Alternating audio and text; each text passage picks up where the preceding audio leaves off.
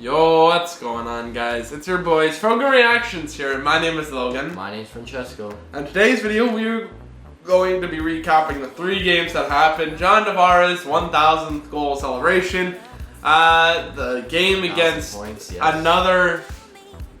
against Buffalo, and the Columbus Blue Jackets. So let's get right into it. Just after the holidays, Merry Christmas, Happy Holidays, Happy New Year, and almost Happy New Year. Yes, our blooper video is going to be coming out in the few coming days, so stay tuned for that. Check it out here if it's already out. Let's get right into it. Peace. Here we go.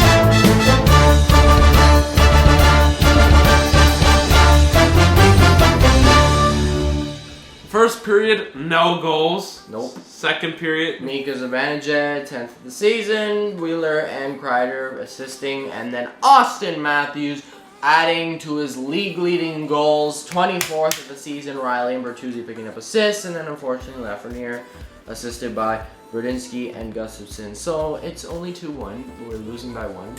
Now, we can still tie it. Austin Matthews tying the game 2-2 apiece with his 25th goal of the year. McCabe and Nylander picking up the assist. Nylander has 26 assists. Holy bejeebus. And Braden Schneider picking up, I wish he was a Leafs draft pick. I was expecting them to draft him, but no. His second goal of the year. Gustafsson and Wheeler picking up the assist. And then Artemi Panarin picking up the goal, 17th goal of the year. Gustafsson and Vincent Trocheck picking up the assist. Then Mika Zibanejad, unfortunately, getting the goal.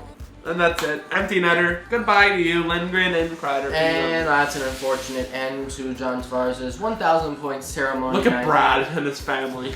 36 shots on goal for the Rangers, 33 for the Leafs, 2 for 2 on the power play for the Rangers, and we got no power plays. First game with no power plays this season. I don't believe it. 36 hits for the Rangers, 20 for the Leafs, 15 blocks for the Rangers, 17 for the Leafs. The record is 16-7-6 heading into game 30. And then it gets worse. This thing. Okay. Sammy, this is a special notice to you. Okay, Sammy? You can't stop a beach ball. You can't stop a beach ball. And let me tell you why, Mr. Samsonov. You can't stop a beach ball because these little flukers, little dingies or whatever you want to call them, just flow into the net and you just go boom and let them in like you don't care anymore. And then the team absolutely gave up on Samsonov. Then Martin Jones comes in and he wasn't any better. And they let in more goals. It was a 9-3 loss, isn't that right? Yeah, Buffalo! Woo! We're going back in our old ways. No consistency whatsoever. Sheldon Keefe, what are you doing? Okay. First time the Leafs have allowed 9 goals a game since 2014. Almost 10 years. And then Austin Matthews says it's the worst game in my whole career since I've been here. Listen, buddy. It is actually, because the 9-3 loss is a big loss, okay? But obviously, this is a team effort. This is a team collective brain fart, okay? 9-3, I'm sorry, against the Buffalo Sabres, who haven't made the playoffs since whenever? Are you kidding me? The Buffalo Sabres, who haven't made the playoffs in 9 consecutive seasons. Let's see here. I am for sure that is it. 9 consecutive seasons. You got slaughtered in your own building, in your own building, with your own fans that they spent money to go to.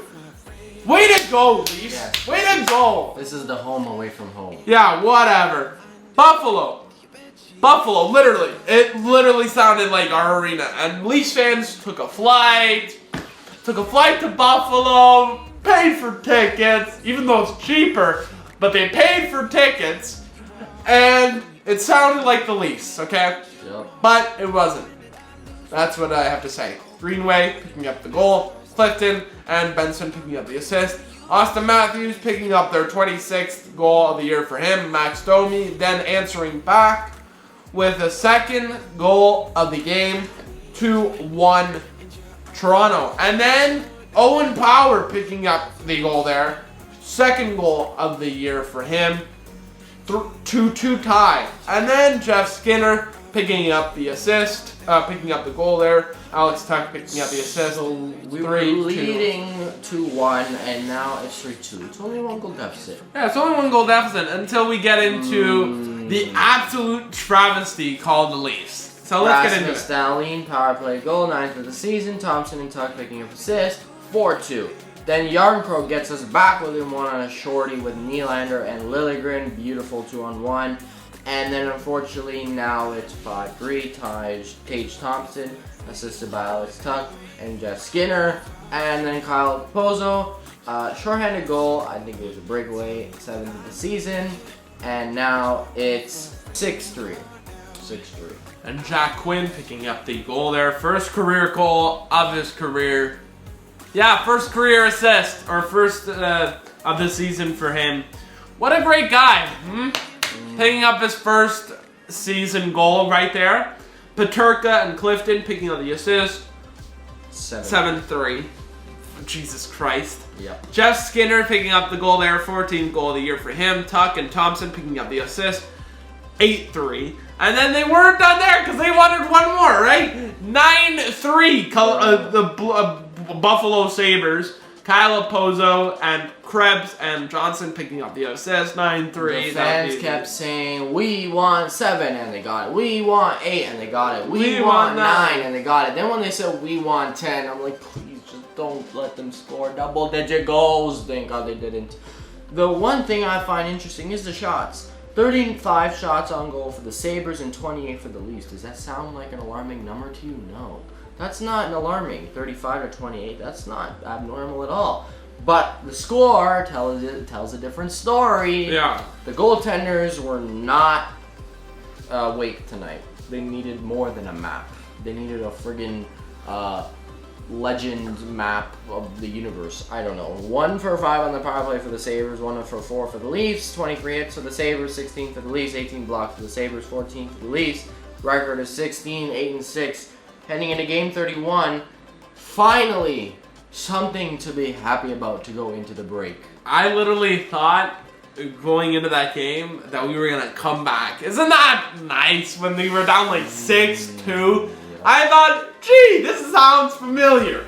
Let's go, Leafs, come on, let's come back. We've done it before. So insecure, me. I let my heart be broken. So we're versing the Blue Jackets again, and it's the second time around. We still have another game against them this week coming up, and I believe that'll be our last game against them, thank God. But we were worried about what was going to happen here. Matthews picking up the goal there, 27th goal of the year for him. Marner picking up the assist. This guy 1-0 won't stop scoring, and I'm all here for it. He's on like a 77 goal pace, I think, 72, something like that. I'm here for a 70 goal season, and I can't wait for it. Danforth picking up his 8th of the season. Gaudreau and Fantilli tying the game. And then John Tavares with a beauty play. 10th of the season. Brody and Nylander picking up assists. Austin Matthews back to work on the power play. Marner and Nylander picking up assists. Now it's 3-1 Toronto. And this game, Keith finally decided to put an end to the Matthews, Nylander, Tavares, Marner lines and go back to Matthews, Marner, Tavares, Nylander, and clearly the Marner-Matthews connection was working. Honestly, it wasn't bad, the lines, but I think having 2 prime shooters on the same line wasn't really working, because if you think about it, Nylander doesn't want to pass to Matthews because Nylander wants to shoot. And Matthews is not going to pass to Nylander because Matthews is going to shoot. They're both shooters. So Nyes just always has to pass? That doesn't make any sense. But then on the second line, you got Tavares and Marner, who are both great passers, as well as Bertuzzi. No, you need a great pass to a great shooter, and that's what Matthews and Marner do. Then William Nylander closes out the night for 16th goal of the year for him on a shorthanded. Matthews and McKay picking up the assist for 1, and that would be the game. Oh yeah, and the stats were 28 shots on goal for the Blue Jackets, 30 for the Leafs, 0 for 4 on the power play for the Leafs, not that great. 1 for 2 for the Jackets, 9 hits for the Leafs, 6 for the Blue Jackets, 19 blocks for the Leafs, 13 for the Blue Jackets. The record improves to 1786. And one thing I've kept in mind is what you said, which was, let's get to 20 wins before we get to 10 losses. We're close. We're 3 wins away from 20, but we're 2 losses away from 10, not counting overtime. So yeah, it'll be interesting to see what happens here. We've got 3 games left in the year of 2023. Number 1 will be against Ottawa, which when you're watching this will probably be tonight. Wednesday, 7 p.m. puck drop, next gen game. Take a listen to see if there's a new goal song. I wonder that because they mentioned something about there being a goal song at the beginning of the season for next gen game, so who knows. Then Columbus again. In Columbus again on the 29th, which will be Friday, I believe, and at 7 p.m. And then sealing a deal, so it's a back-to-back on Saturday against Carolina at home, the last game of 2023. And that's it. Yep, that's it. Now, I think this will be our last FLR of 2023 here because the next time we recap those 3 games will probably be in 2024. So see you next year. Yeah, I can't wait. January is a little rocky start. 10:30 and 9 p.m. starts on our first 2 games, both back-to-backs. So at least we're home for those. We got some more 9 p.m. games. We're going on a road trip: Edmonton, Calgary, Vancouver, Seattle. So we start the year off with a 3-game road trip, and also we have a 4-game road trip in there. But that's gonna be rough. Just like LA, Anaheim, San Jose. Oh my God, yo. Anyways, that's been today's video. Don't forget to like, comment, subscribe, hit that notification bell. Check out the daily video here. And that's been FLR of 2023. We'll catch you next week, which will be next year. Peace.